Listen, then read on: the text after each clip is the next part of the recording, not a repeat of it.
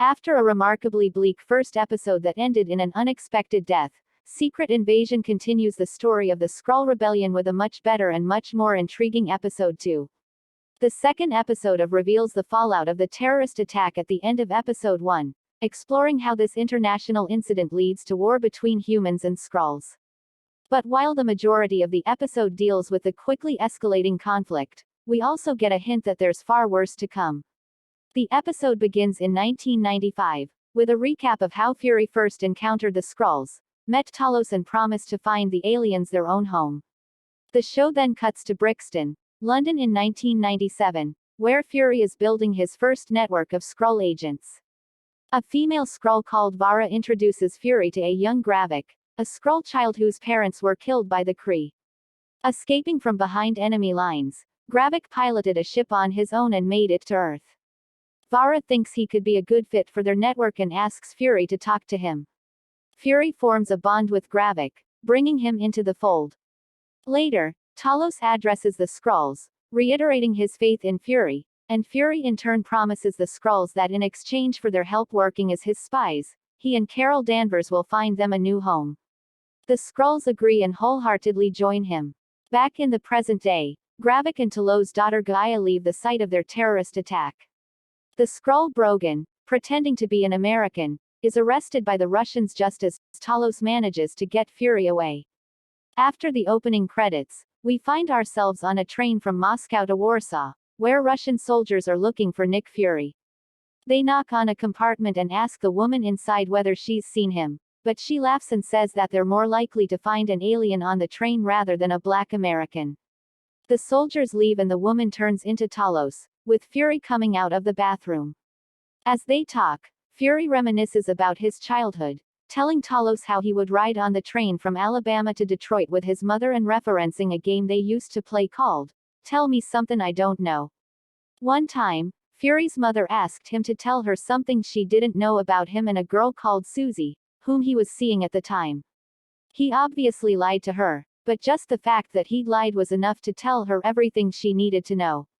It's another scene along the lines of Fury's story about his grandfather in Captain America, the Winter Soldier, which is a nice touch for the fans. Fury asks Talos about the destruction of Skrullos and Talos shares how they were under attack, and how, once they realized that they couldn't win, the million Skrulls who were left fled for their lives. Fury then asks about the Skrulls that fled and Talos admits that they are on Earth, all 1 million of them. This shocks Fury, who says that Talos lied to him, but Talos argues that his people were being hunted across the universe. Summoning them to Earth was the only way to keep them safe. Talos hopes that with Fury's help, humans and Skrulls could coexist on Earth, but Fury doesn't think that's even remotely possible. Humans can't coexist with each other, says Fury, making it clear that there is no room for the Skrulls on Earth. He orders Talos to get off the train and the Skrull does so, leaving Fury to deal with the enormity of what he's learned. In London, Maria Hill's mother Elizabeth, played by Juliet Stevenson, collects her daughter's casket, as the former director of S.H.I.E.L.D. is given a full military send-off. Elizabeth meets Fury there, and he tells her that Maria died because someone was trying to hurt him. Angry that he's the reason Maria is dead, Elizabeth asks Fury to make sure her daughter didn't die for nothing. Over 2,000 people have been killed and the suspect in custody has been identified as an American. The Prime Minister of the UK has condemned the attack and the NATO Secretary-General claims they are gathering intelligence about the bombing. Russia looks poised to declare war with the US but American authorities insist that they have no involvement. Gaia drives Gravik to a meeting of the Skrull Council. On the way, she asks him how he knew Fury would show up. Gravik didn't know for sure, but he hoped he would. He makes it clear that he doesn't think Fury will be a threat, saying that he could have killed him right then if he wanted to. At the council meeting, Gravik goes in without Gaia, giving her a gun and telling her to shoot the guard if he isn't back in an hour. As Gravik enters the meeting, both the Prime Minister and the Secretary General are revealed to be Skrulls and members of the Council. The Skrull Council, led by a Skrull called Shirley, makes it clear that they want to punish Gravik.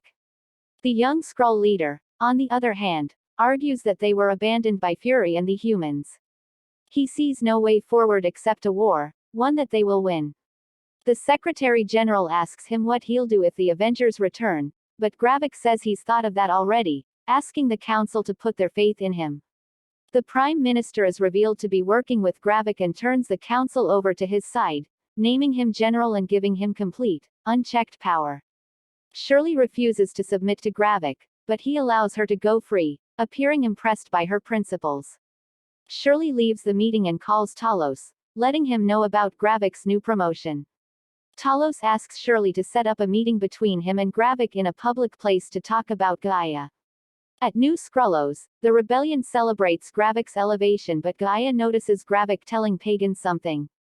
She follows Pagan to a secret lab where two scientists are working with mysterious DNA samples to make some sort of machine.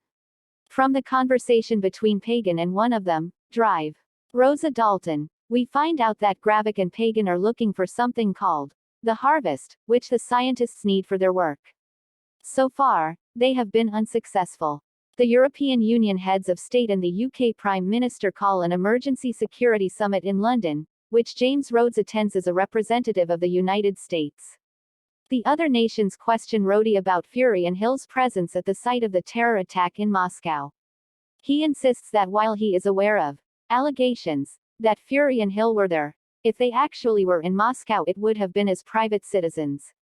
He also tells them that while the US is sensitive to their concerns, the president doesn't care about what they have to say unless they can bring up some credible evidence that the US was involved in the attack. After the summit, Rhodey gets a call from Fury and agrees to meet him for a drink. They meet up at a tavern and Fury admits to Rhodey that he was trying to stop the attack, which does nothing to calm Rhodey down. Fury then divulges the Skrull threat. Rhodey suggests calling in the Avengers, but Fury insists that that would be too dangerous. If the Skrulls could duplicate the Avengers and their powers, that would be game over for humanity. Fury wants to fight this war on his own, but he wants Rhodey to back him up, which the former Avenger refuses to do. Rhodey then fires Fury. However, finally showing himself to still be the old spymaster we all know and love, Fury tells Rhodey, "I'm Nick Fury. Even when I'm out, I'm in." While Fury comes to terms with being an agent of nothing, Sonya Falsworth visits the place where the Russians are, questioning the captured Skrull terrorist. She takes over, sending the Russians out of the room, and starts her interrogation by cutting off a finger to check whether the prisoner is a Skrull or not. Back at New Skrullos, Gaia looks up Rosa Dalton on the computer, finding a list of DNA samples the Skrulls have collected from all sorts of people and creatures, ranging from Groot to Cull Obsidian of the Black Order to Iron Man's extremist technology. She is interrupted by Gravik, but she hides what she was doing. They have a conversation, and he talks about how he initially thought Gaia might have been a spy for Talos, back when she first joined him. He then reveals that they've found Brogan's location and takes her with him to go free the captured rebel. Meanwhile, Brogan does the usual posturing, refusing to reveal anything to Sonya, but she injects him with a chemical that causes his blood to boil. The excruciating pain is more than enough to loosen Brogan's tongue. While the Skrull prisoner doesn't know where Gravik is, he does drop a detail about the machine they're building, saying that he thinks it will make the Skrulls stronger. She asks who's helping them and, after some more pain, Brogan confesses that it's a married couple named Dalton.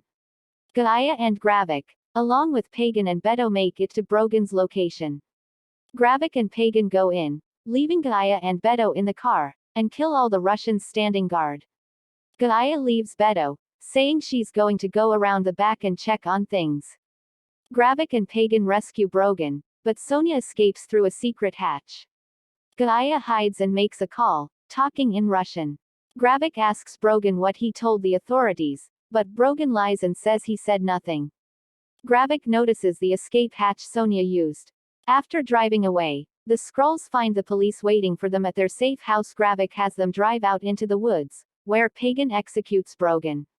In the final moments of the episode, Fury heads to a storage facility where he picks up a vehicle and drives out into the countryside. We are then shown a house, where a female Skrull is working in the kitchen. Fury walks in and meets the Skrull. Now in human form, she asks him, "Aren't you forgetting something?" And Fury steps out of the kitchen, returning with a wedding ring, which he then puts on his finger before kissing her. which is how we're introduced to Priscilla Fury, Nick's wife and possibly a Skrull agent, but on which side?